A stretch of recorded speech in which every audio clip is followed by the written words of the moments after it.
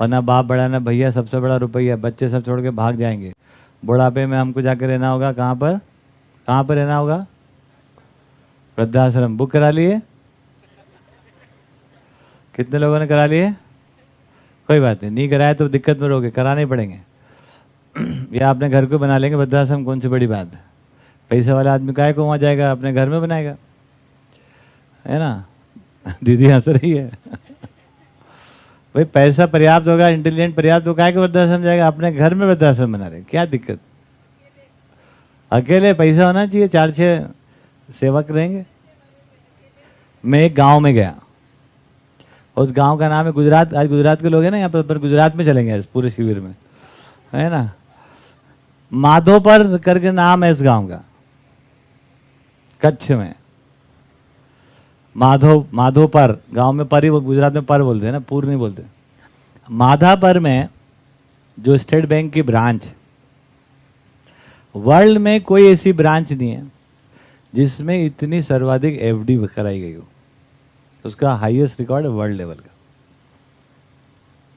भाई साहब पूरा गांव सबसे नंबर है वर्ल्ड में, मतलब एफडीज में स्टेट बैंक की ब्रांच है।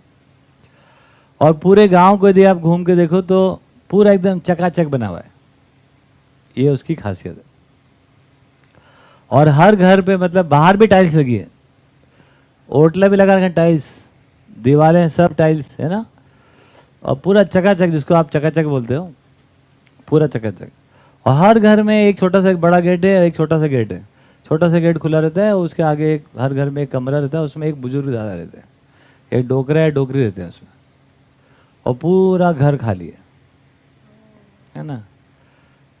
कोठियाँ बनी हुई है सब, गांव के घर को कच्चे मकान हुआ होंगे कभी, वो सब कन्वर्टेड इनटू कोठी, और उसमें विला बन गए वो। और उसमें एक एक 1.5 कमरे नीचे खुले हुए साइड में, जिसमें कोई डोकरा डोकरी समझते हैं आप? बुजुर्ग, मालवा में डोकरा डोकरी बोलते हैं हम, रहते हैं वो। ये डोकरा कौन? तो ये वो जिसका कोठी है उसका मामा का भाई है, वो मामी के साथ रह रहा है ना। वहाँ कौन? तो वो दादा रह रहा है। वहाँ कौन? तो अपने बाप ही रह रहा है ना। पूरा गांव वीरान है भाई साहब। ये ऐसा होना ही चाहिए, ऐसा ही होगा।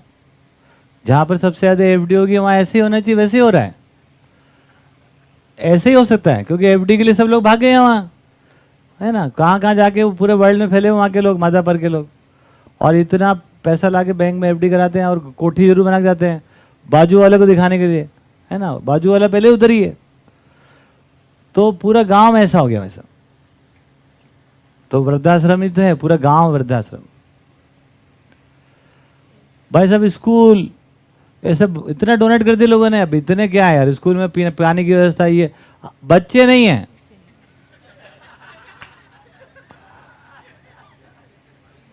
हैं?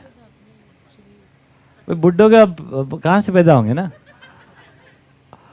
अगर हो जाते तो वही कर लेते हम। मिसिंग लिंक तो ऐसा हो ही गया है। हमने अपने घर बना लिए। पहले हमने अनाथ आश्रम बनाए थे, पता है आपको।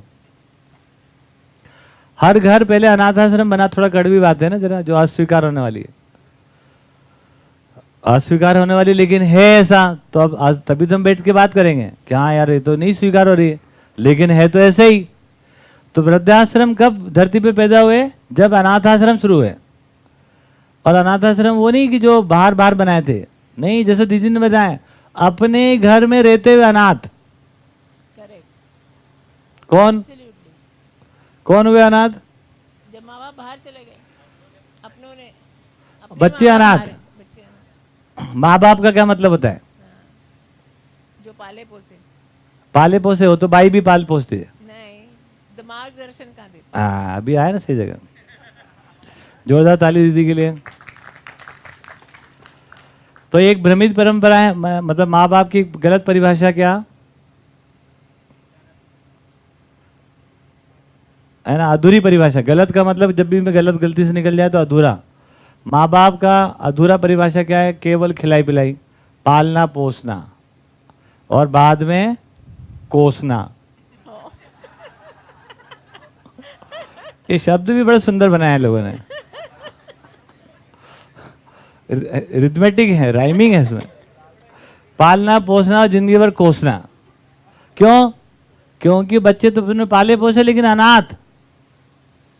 क्योंकि दीदी ने बहुत अच्छी बात अभी यहाँ बैठे बैठे क्लिक हुई उनको कि माँ बाप का सही मतलब तो है, ये लाल पेन मतलब जो अस्वीकार है, लेकिन है सोसाइटी में ऐसा है ना। सोसाइटी में ऐसा है तो हम वो बात करेंगे नहीं करें?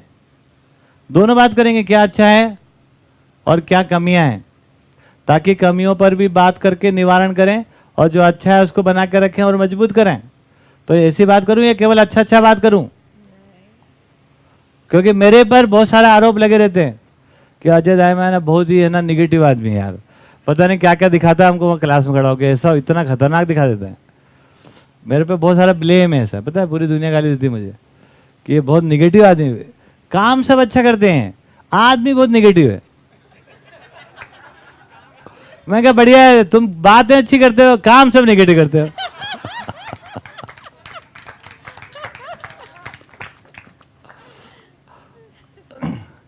समझ गए? अब देखिए अनाथ आश्रम पहले घर बने हैं, पाले पोसे और छोड़ दिए, कोसना शुरू कर दिया। माँ बाप का मतलब ये है मार्गदर्शन। मार्ग का मतलब क्या है? दर्शन का मतलब क्या? दर्शन का मतलब समझ, और मार्ग का मतलब होता है जीना क्यों और जीना कैसे। तो जीना क्यों जीना कैसे की मार्ग को समझा पाए। जब माँ बाप खुद ही जीना क्यों जीना कैसे को नहीं जानते हैं तो बच्चे नाथ हुए कि अनाथ? आप सोचिए, दो तरह के बच्चे अनाथ होते हैं। एक तो वो बच्चे जिनके माँ बाप मर गए, है ना, कोई पैदा तो अनाथ होता ही नहीं, तो पता ही होगा आपको, फिल्म में डाला गया, तो पैदा होके माँ बाप साथ में नहीं रह पाए, मर गए, उनको भी कुछ प्रॉब्लम है। उनको प्रॉब्लम है पालने पोसने की प्रॉब्लम, लेकिन कोसने वाला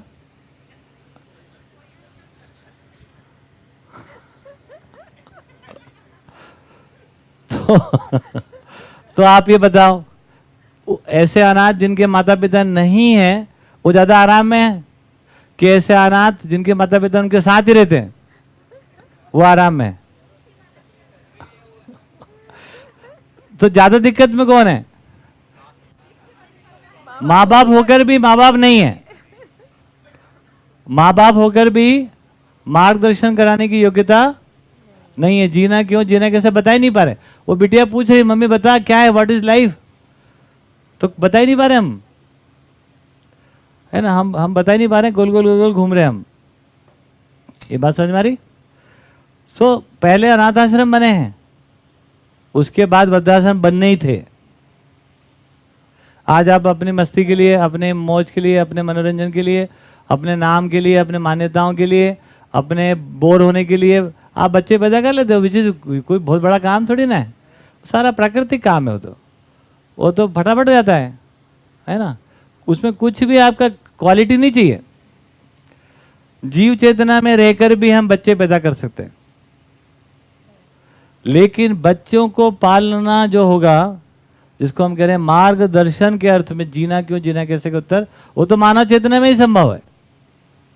तो मानव चेतना का मतलब ही जहां पर अभिभावक को जीना क्यों जीना कैसे का उत्तर पता है, जीना क्यों जीना कैसे के उत्तर में वो खुद जीते हों, तब जाकर बच्चों को क्या हो गया, मार्गदर्शन उपलब्ध हो गया। नहीं तो क्या करते हैं हम, ये जो कोसना क्या होता है, कोसने की पहले शुरुआत होती है उपदेश से,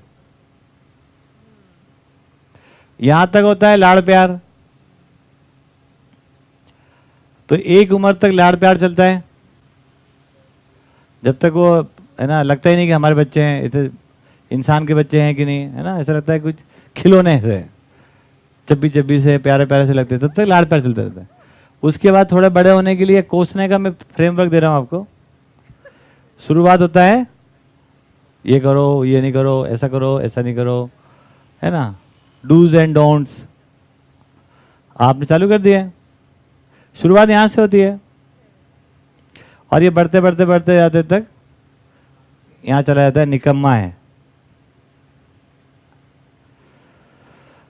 ठीक है ये बात? ये बात समझ में आई? तो वृद्धाश्रम बनने ही तय थे, क्योंकि घर में माता पिता होकर भी माता पिता को जीना क्यों है, जीना कैसे का उत्तर नहीं पता, तो हमारे बीच में कोई कम्युनिकेशन नहीं हो पा रहा है। थोड़े दिन तक लाड प्यार हुआ, खाना पीना हुआ, उसके बाद उपदेश दे दिया ये ठीक है ये ठीक नहीं है, उसके बाद छोड़ दिया, उसके बाद तुम गाली देना शुरू कर दिया। हर बार अंदर से गाली आती, फिर कब्जा करके बैठते हैं बहुत सारे पेरेंट्स, लेकिन यहाँ वहाँ से कहीं से इधर से उधर से गाली निकल ही जाती है और उनको पता चली जाती है और वो वहाँ से भाग लेते हैं। भागने का मेन कारण यही है, चाहे वह लंदन जाओ, चाहे न्यूयॉर्क जाओ, चाहे कतार जाओ, चाहे बेतार वापस आ जाओ, भागने का मूल कारण यही है कि जीना क्यों, जीना कैसे का उत्तर नहीं मिलता है। तो हम आपस में कोई कम्युनिकेशन होता नहीं है, एक दूसरे से तंग आ जाते हैं, भाग जाते हैं।